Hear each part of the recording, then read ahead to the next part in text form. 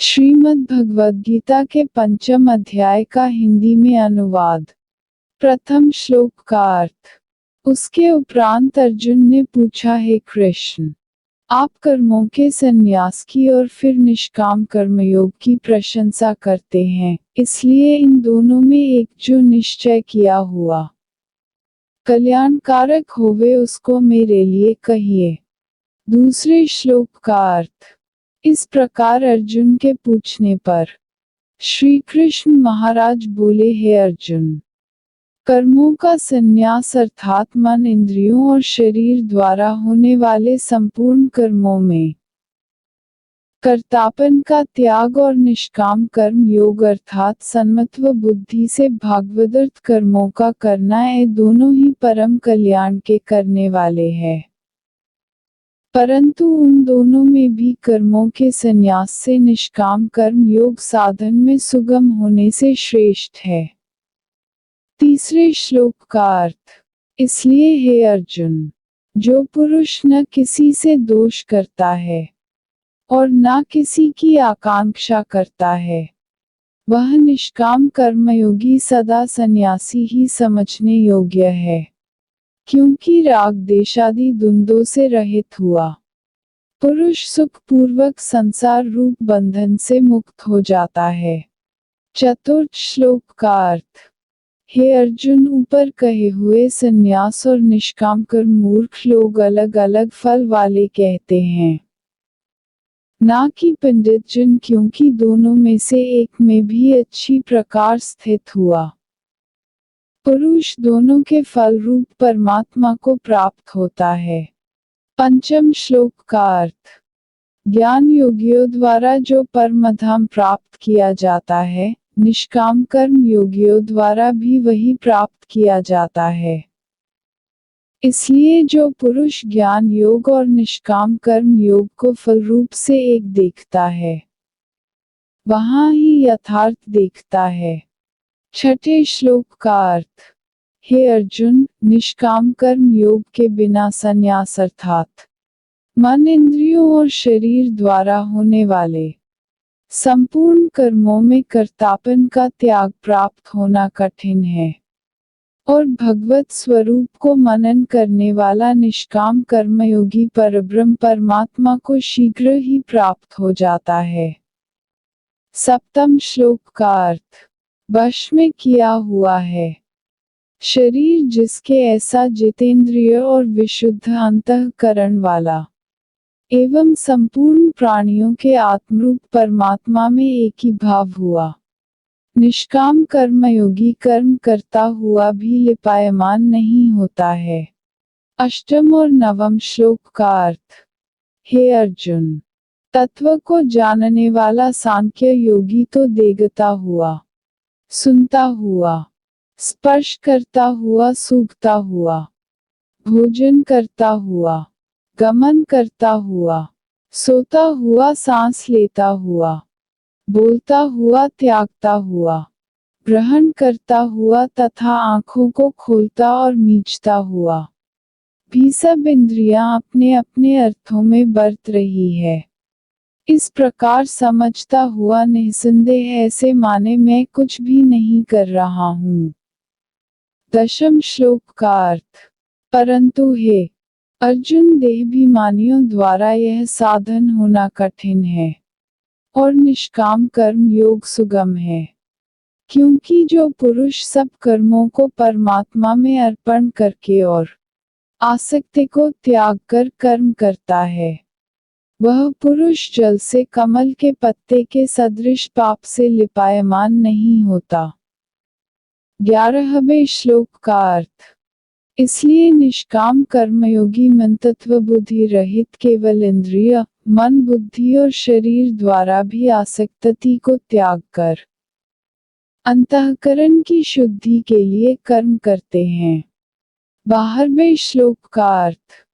इसी से निष्काम कर्म योगी कर्मों के फल को परमेश्वर के अर्पण करके भगवत प्राप्ति रूप शांति को प्राप्त होता है, और साकामी पुरुष फल में आसक्त हुआ कामना के द्वारा बंधता है।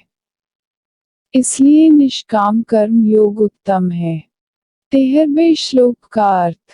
हे अर्जुन, वश में है अतः कारण जिसके ऐसा सांख्य योग का आचरण करने वाला पुरुष तो निसंदेह ना करता हुआ और ना करवाता हुआ 9 द्वारों वाले शरीर रूप घर में सब कर्मों को मन से त्याग कर, अर्थात इंद्रियां इंद्रियों के अर्थों में बरतती है, ऐसे मानता हुआ आनंद पूर्वक सच्चिदानंद घन परमात्मा के स्वरूप में स्थित रहता है। 14वें श्लोक का अर्थ। परमेश्वर भी भूत प्राणियों की ना कर्तापन को और ना कर्मों को तथा ना कर्मों के फल के संयोग को वास्तव में रखता है, किंतु परमात्मा के प्रकाश से प्रकृति ही बरतती है, अर्थात गुण ही गुण में बरत रहे हैं। 15वें श्लोक का अर्थ।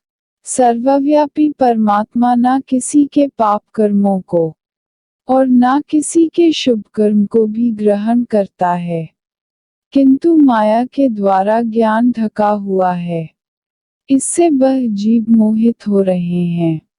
16वां श्लोक का अर्थ। परंतु जिनका वह अंतःकरण का अज्ञान आत्मज्ञान द्वारा नाश हो गया है, उनका वह ज्ञान सूर्य के सदृश उस सच्चिदानंद घन परमात्मा को प्रकाशता है, अर्थात परमात्मा के स्वरूप को साक्षात्कार आता है। 77वें श्लोक का अर्थ। ही अर्जुन पद रूप है बुद्धि जिनकी तथा तद्रूप है मन जिनका और उसे स्वच्छता नंदन परमात्मा ही है, निरंतर एक ही भाव से स्थिति जिनकी इसी तक पारायण पुरुष ज्ञान के द्वारा पाप रहित हुई अनुरागृति को अर्थात परम गति को प्राप्त होते हैं। 18वें श्लोक का अर्थ। ऐसी भी ज्ञानी जैन विद्या और विषय युक्त ब्राह्मण में तथा गांव हाथी कुत्ते और चांडाल में भी संभव से देहातने वाले ही होते हैं। 19वां श्लोक का अर्थ।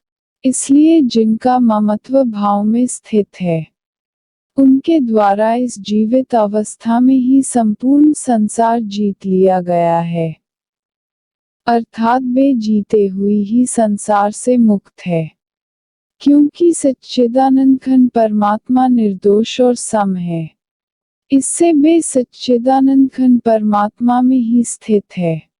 20वां श्लोक का अर्थ।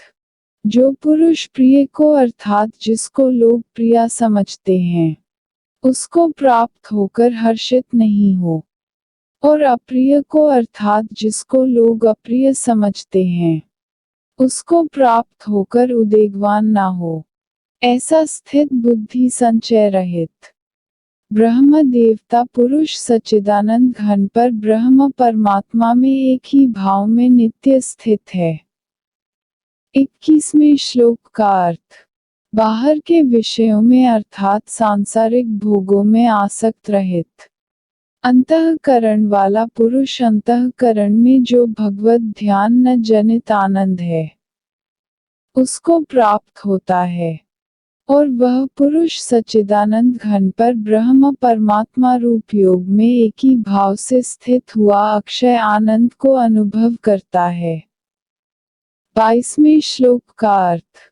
जो यह इंद्रिय तथा विषयों के सहयोग से उत्पन्न होने वाले सब भोग है, वे यद्यपि विषयी पुरुषों को सुख रूप भासते हैं, तो भी निसंदेश दहक ही हेतु है, और आदि अंतर वाले अर्थात अनित्य है।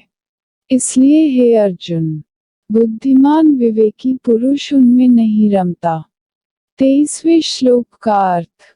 जो मनुष्य शरीर के नाश होने से पहले ही काम और क्रोध से उत्पन्न हुए वेग को सहन करने में समर्थ है, अर्थात काम क्रोध को जिसने सदा के लिए जीत लिया है, वह मनुष्य इस लोक में योगी है, और वही सुखी है। 24वें श्लोक का अर्थ। जो पुरुष निश्चय करके अंतरात्मा में ही सुख वाला है, और आत्मा में ही आराम वाला है, तथा जो आत्मा में ही ज्ञान वाला है, ऐसा वह सच्चिदानंद घन परब्रह्म परमात्मा के साथ एक ही भाव हुआ। साख्य योगी शांत ब्रह्म को प्राप्त होता है। 25वें श्लोक का अर्थ। नाश हो गए हैं सब पाप जिनके तथा ज्ञान करके निवृत्ति हो गया है। संशय जिनका और संपूर्ण भूत प्राणियों के हित में है, जिनकी एकाग्र हुआ है। भगवान के ध्यान में चित्र जिनका ऐसे ब्रह्मवेत्ता पुरुष शांत ब्रह्म को प्राप्त होते हैं। 26वां श्लोक का अर्थ। काम क्रोध से रहित जीते हुए चित्र वाले पर ब्रह्म परमात्मा का साक्षात्कार किए हुए ज्ञानी पुरुषों के लिए सब और से शांत पर ब्रह्म परमात्मा ही प्राप्त है। 27वें श्लोक का अर्थ। हे अर्जुन, बाहर के विषय भोगों को न चिंतन करता हुआ, बाहर ही त्याग कर और नेत्रों की दृष्टि को भृकुटी के बीच में स्थित करके तथा नासिक में विचरने वाले प्राण और अपान वायु को सम करके। 18वें श्लोक का अर्थ। जीती हुई है इंद्रियां, मन और बुद्धि जिसकी ऐसा जो मोक्षपरायण मुनि इच्छा, भय और क्रोध से रहित है वह सदा मुक्त ही है। 29वें श्लोक का अर्थ। और ही अर्जुन, मेरा भक्त मेरे को यज्ञ और तपों का भोगने वाला और संपूर्ण लोगों के ईश्वरों का भी ईश्वर तथा संपूर्ण बहुत प्राणियों का सुहृद अर्थात स्वार्थ रहित प्रेमी, ऐसा तत्व से जानकर शांति को प्राप्त होता है और सच्चिदानंद घन परिपूर्ण शांत ब्रह्म के सिवा उसकी दृष्टि में और कुछ भी नहीं रहता। केवल वासुदेव ही वासुदेव रह जाता है।